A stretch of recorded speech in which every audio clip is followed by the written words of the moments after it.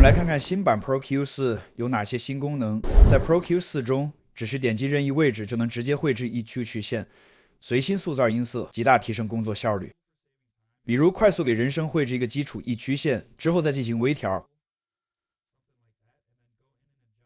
在 ProQ4 界面点击下方按钮，会显示当前工程所有正在使用的 ProQ4 插件，并可以直接调整其他轨道上的每个 ProQ4 插件参数。比如这个加载在贝斯轨道的 EQ 可以直接在这里调整，还可以放大显示，以便更清晰的调整。也能调整视图范围来控制显示精度。更酷的是可以复制 EQ 设置，想复制时点这里，切换到另一个 EQ， 直接点击粘贴即可。最后，这个功能的神奇之处在于开启 Collision Reference 后，能直观显示相互冲突的频率区间。在节点上右键点击选择 Make Spectral， 这个功能类似旧的动态共振抑制。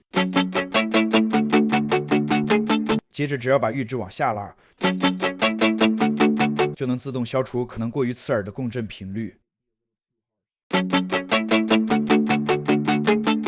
想要吗？主页连结联系我们哦。